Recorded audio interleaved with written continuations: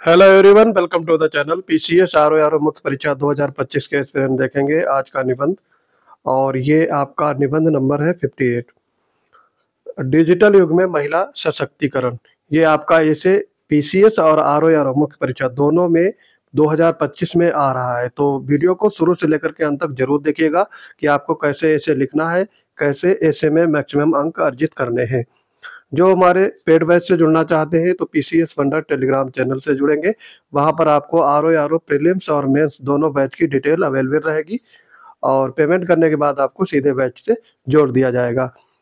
इसकी पीडीएफ या अन्य स्टडी मटेरियल जैसे कि आपको पीसीएस वंडर क्विज में शामिल होना है तो हमारे पीसीएस वंडर क्विज चैनल में जुड़ जाएंगे। मैं डिस्क्रिप्शन में मैं उसकी लिंक दे दूंगा। तो बढ़ते हैं अपने वीडियो की तरफ। डिजिटल युग में महिला सशक्तिकरण, ये आज का टॉपिक है। तो सबसे पहले इसमें कविताएं हैं या दो लाइनें की पंक्तियां हैं। अपने हौसले से नारी भर रही ऊंची उड़ान, न कोई शिकायत और न कोई थकान। तो इसमें आप देखेंगे प्रस्तावना। आज के डिजिटल युग में इंटरनेट तक महिलाओं की पहुंच में सुधार सिर्फ उनकी व्यक्तिगत सशक्तिकरण के लिए ही नहीं बल्कि ये समग्र सामाजिक आर्थिक समाज के लिए भी आवश्यक है। डिजिटल प्रौद्योगिकी महिलाओं को शिक्षा, स्वास्थ्य सेवाओं और वित्तीय स्वतंत्रता के लिए नए अवसर प्रदान कर सकती हैं, जो समाज में लैंगिक समानता को कम करने में मदद करती है। हालांकि भारत सरकार ने डिजिटल इंडिया पहुंच के माध्यम से डिजिटल पहुंच बढ़ाने के लिए महत्वपूर्ण कदम उठाए हैं, लेकिन यह सुनिश्चित करना आवश्यक है कि इन प्रयासों में महिलाओं की कमजोरियों और सुरक्षा संबंधी समस्याओं का भी समाधान किया जाए। तो देखो, ये आपका हो गया प्रस्तावना। प्रस्तावना आप लिखेंगे आरओ वाले 100 से 120 शब्दों में और पीसीएस वाले 100 से 150 शब्दों में लिखेंगे, क्योंकि पीसीएस में वर्ड लिमिट 700 रहती है और आरओ में 600 वर्ड। तो ये चीज़ ध्यान रखेंगे। और प्रस्तावना में सिर्फ आपकी बेसिक चीज़ें, परिभाषा, उससे रिलेटेड और मूल तत्व लिखे जाते हैं। इसमें मुख्य पाठ का कोई भी अंश शामिल नहीं करेंगे। अब देखते हैं इस एशे का मुख्य पाठ। भारत में डिजिटल डिवाइड विशेष रूप से महिलाओं एवं लड़कियों के संदर्भ में एक प्रमुख समस्या बनकर उभरी है। Global system for mobile communications association और ऑक्सफैम ने के 2022 और 23 के आंकड़ों के अनुसार यह स्पष्ट होता है कि महिलाओं की इंटरनेट तक पहुंच में सुधार की आवश्यकता है। मसलन 2022 में मोबाइल स्वामित्व में लैंगिक अंतर में 11% की कमी आई है, लेकिन मोबाइल इंटरनेट उपयोग में महिलाओं का हिस्सा 30% पर स्थिर है, जिससे लैंगिक अंतर 40% तक बढ़ गया है। दूसरा कारण है, महिलाओं के लिए डिजिटल जुड़ाव की चुनौतियां सिर्फ तकनीकी नहीं है बल्कि सामाजिक और मानसिक स्वास्थ्य से जुड़ी हैं। महिलाओं को साइबर दुर्व्यवहार, ऑनलाइन उत्पीड़न और मानसिक स्वास्थ्य समस्याओं का सामना करना पड़ता है, खासकर जब वे सोशल मीडिया मंचों का उपयोग करती हैं। मुख्य पाठ का ही अगला देखेंगे पैराग्राफ। ग्रामीण क्षेत्रों में महिलाओं और पुरुषों के बीच इंटरनेट उपयोग में गहरा अंतर है।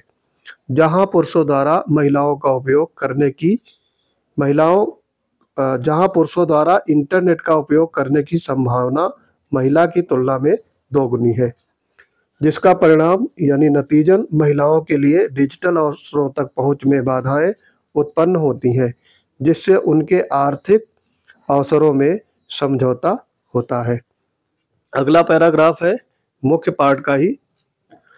डिजिटल प्रौद्योगिकी का समावेशी विकास समाज में सभी वर्गों को आर्थिक मौके, शिक्षा और गतिशीलता संबंधी बाधाओं को पार करने का अवसर प्रदान कर सकता है। डिजिटल तकनीकी नए अवसर, नई नौकरियां पैदा कर डिजिटल वित्तीय सेवाओं तक पहुंच को सुगम बना और डिजिटल व्यवसायों के विकास को प्रोत्साहित कर सकती है। इसके अलावा डिजिटल प्रौद्योगिकी से सार्वजनिक सेवा वितरण को बेहतर बनाने और नागरिकों की अधिक सहभागिता को बढ़ावा देने में भी मदद मिल सकती है। भारत में इंटरनेट उपयोग तेजी से बढ़ा है, लेकिन इस प्रगति के बावजूद डिजिटल विभाजन अभी भी एक बड़ी चुनौती है। ये सारे कारण आप देख करके, ये सारे मुख्य पाठ के हो गए अंश, कारण, समस्याएं और उसके कौन कौन से कारक प्रभाव डालते हैं, वो सारे आप, ये मुख्य पाठ का ही विषय है, यानी मुख्य विषय ही है ये ऐसे का भी। तो कोई भी ऐसे आप लिखेंगे तो वहाँ पे जितने भी उससे इफेक्टिव कारक, समस्याएं या फिर अ, उससे रिलेटेड जितनी भी परेशानियां उत्पन्न होती हैं वो सारे आप मुख्य पाठ में ही लिखेंगे। जब कंक्लूड करेंगे यानी उपसंहार लिखेंगे तो वो सारी चीज़ों को आगे की राह में यानी भविष्य में उसमें क्या इम्प्रूवमेंट किया जाए ये चीज़ें आप लिखेंगे। तो यहाँ पर निष्कर्ष देखेंगे। निष्कर्षता उपर्युक्त समस्याएं एवं उनके कारकों को भविष्य में ध्यान रख देने की जरूरत है, जिससे डिजिटल डिवाइड को खत्म करना प्राथमिकता होनी चाहिए। डिजिटल डिवाइड से महिलाओं और पुरुषों में काफ़ी असमानता देखी गई है। महिलाओं और लड़कियों को इंटरनेट से होने वाली परेशानियों पर भी विचार करना चाहिए। महिलाओं के लिए डिजिटल सशक्तिकरण महिलाओं के लिए डिजिटल सशक्तिकरण को बढ़ावा देने के लिए डिजिटल साक्षरता, साइबर सुरक्षा और मानसिक स्वास्थ्य सुरक्षा के उपायों का बढ़ावा देना चाहिए ताकि वे इंटरनेट का उपयोग सुरक्षित और सशक्त रूप से कर सके। तो ये आपका 600 शब्दों का ऐसे यहाँ पर समाप्त होता है। जो लोग आरओ एआरओ या फिर पीसीएस मुख्य परीक्षा में बैठने वाले हैं और वो लोग ये सारे ऐसे आप एक कंपाइल करके अपने नोट्सबुक में लिखिए ताकि आपकी प्रैक्टिस होती रहेगी। जो लोग हमारे पेड बैच से अभी तक जुड़े नहीं हैं और अपनी तैयारी में और इन्हांस करना चाहते हैं तो हमारे पेड बैच से जुड़ेंगे। पीसीएस वंडर टेलीग्राम चैनल पे जुड़ना होगा, वहाँ पर आपको पेड बैच की डिटेल्स अवेलेबल रहेगी और पेमेंट करने के बाद आपको सीधे पेड बैच में जोड़ दिया जाएगा। आरओ प्रीलिम्स और मेंस दोनों के बैच इस समय रनिंग में है, तो इन दोनों की फीस 400 के आसपास है। 400 में आपको आरओ प्रीलिम और मेंस दोनों की सटीक तैयारी कराई जा रही है जो आपको सिलेक्शन तक ले जा सकती है। तो आप देर ना करें, हमारे बैच से जुड़े और मैक्सिमम लाभ अर्जित करें। तो आई होप ये वीडियो आपको पसंद आ रहे होंगे। अगर आपकी कोई क्वेरी है या फिर सजेशन है तो कमेंट बॉक्स में आपका स्वागत है। मिलते हैं अपने अगले इंपॉर्टेंट वीडियोज में, तब तक के लिए पढ़ते रहिए। जय हिंद।